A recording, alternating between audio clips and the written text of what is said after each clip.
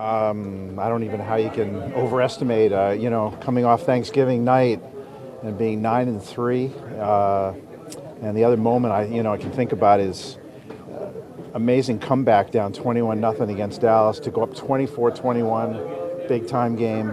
And then at that point, losing our chance to be in the playoffs.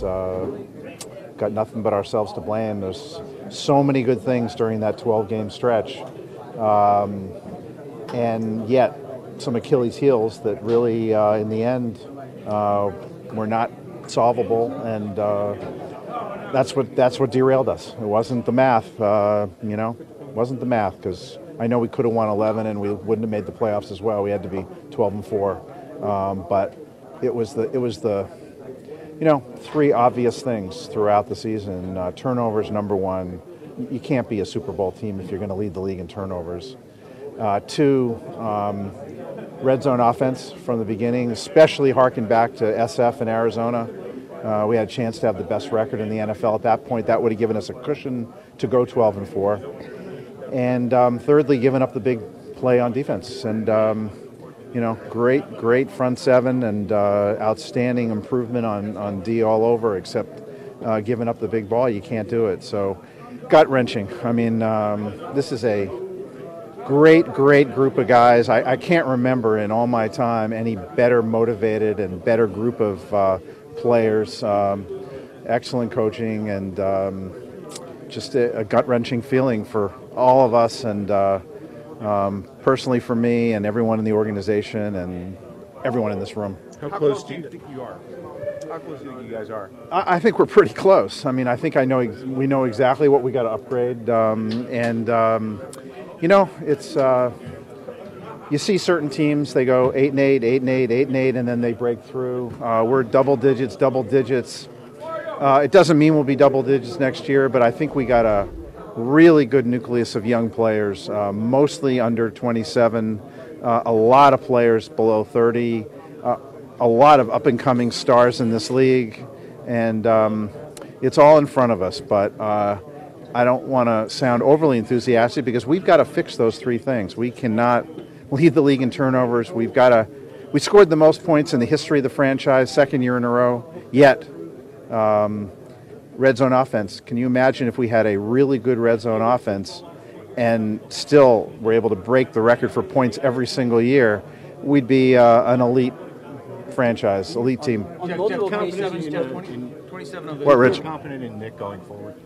The individual players I don't want to talk about because the coaches prepare. What I do is I read every report, and they won't even be able to fully evaluate everybody for the next few weeks. And I'm sure by March we'll know exactly what we're planning to do. But Nick, I feel so bad that he got hurt. It's a shame because under Chip he's in the staff. He's 14-4, and that's pretty damn good. And he's a hard worker, a great guy, and so we'll just have to see. But that's pretty unusual. Jeff, a lot's been made about Chip's relationship with Howie, and that maybe it's not as good as it could be.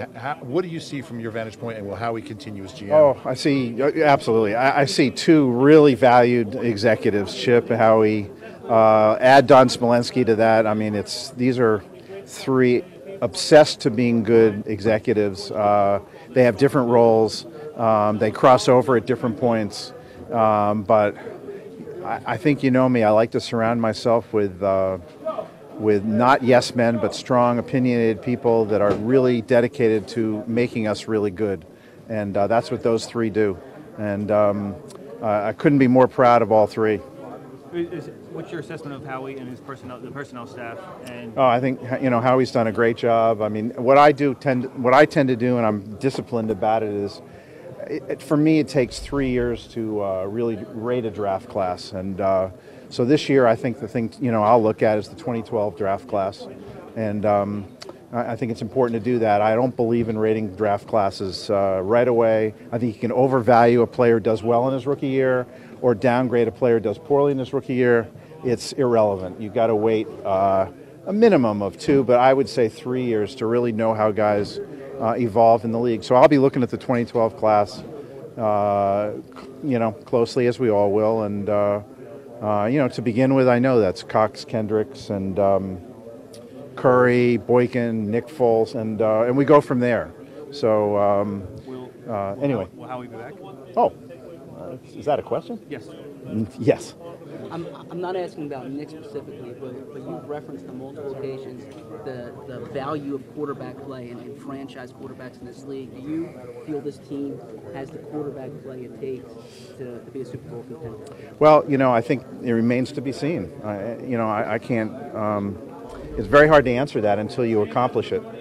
And you can point to people that have accomplished it. Aaron and Tom and Peyton and those guys. I mean, that's the elite of the NFL. And until you accomplish that, you can't say you have it. So, just got to always make that position the most important, and do whatever you can to be the best at that position you can. There's a scarcity of quarterbacks. Let's face it. There's a lot of teams that really struggle at that position. So, we always got to try to win big and focus on that position at all times. You were effusive in your praise of Nick after last year, so Yeah. I mean, it's natural to assume that. Very frustrated that he only played half the year. I mean, he played when our line was banged up at its most.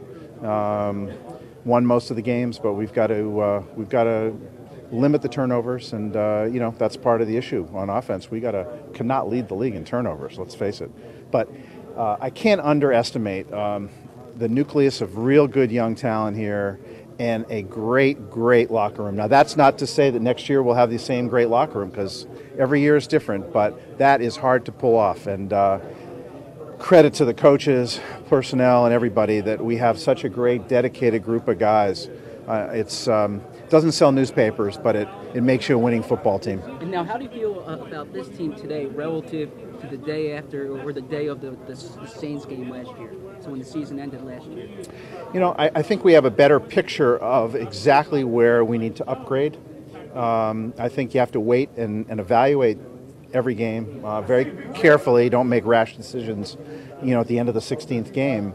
But I think there's a clear path to improving the team and getting better and better. To me, it's an upward path. Really optimistic. I think we got excellent people in place and a really good young nucleus.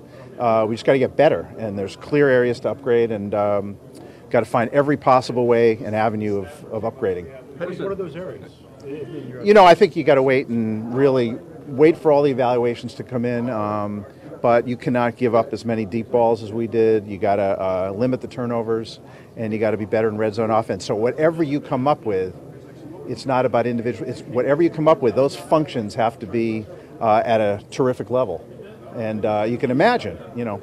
As I said, break the franchise record again, points scored, and our red zone offense was not satisfactory. Jeff, you've.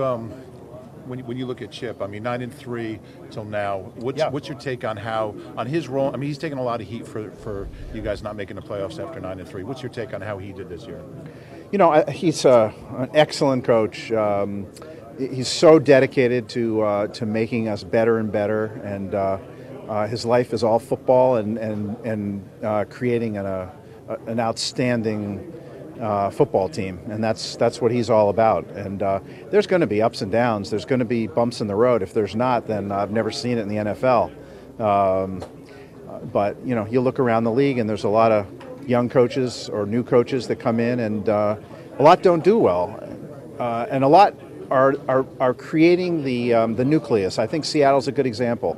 They created the nucleus, and then they hit on a few mid-round draft choices. And Russell took off from an 8-8 team every year to a Super Bowl team, and it's not necessarily an upward trajectory. But what I look around is 5 Pro Bowl players, 5 more alternates. I think Fletcher Cox deserves a lot more than the votes he got. Terrific young nucleus, and we just got to. At the key areas that are the difference between good and great, that's the hardest thing. You got to go from good to great. We're at the good, but we don't want that. We want to be great, and that's where we've got to simply get better. Looking at the big picture, it's been 6 years since you guys won a playoff game. How hard is that to believe, and how frustrating has this whole kind of stretch been? You know. Yeah, years? I mean, I just look at what we could have accomplished this year, how good this young team is, how well coached it is, and it's exciting. You know, it's exciting. We're not sitting here at 2-14 and 4-12 or whatever. We've had 2 losing seasons, I think, in 15. We don't get the benefit of the draft choices. And I just think the key thing for me is, are we surrounding ourselves with the best possible people and bringing in the best possible players? And, you know, I'm very enthused by where we're sitting. It's, you know, maybe I'm being overly enthusiastic. I don't think so. These players deserve a lot of credit. And we're crushed at the same time. It's a dual feeling. You're feeling really good about your young team. A lot of the same feelings I had when we were 9-3, 9-4. Very excited, but at the same time, emotionally crushed. You know. Two more guys. When you know, like you just touched on draft. You know, you're always going to be drafting in the low 20s or. Yeah, we are. But how tough is it to get that franchise quarterback you talk to when you're sitting there at 22, 24, 26 every year? It's not easy. You gotta really catch a break, and you gotta find the players that are undervalued. That's what happens. Obviously with Aaron, Green Bay, they've got an undervalued player at that point. That has to happen for a franchise to have that type of situation. So anyway, you're always faced with that. Every team is faced with that. We didn't go from Peyton to Luck. Let's put it that way. It's the second consecutive year that Chip's been linked to college jobs. Are you confident he's going to be here long term?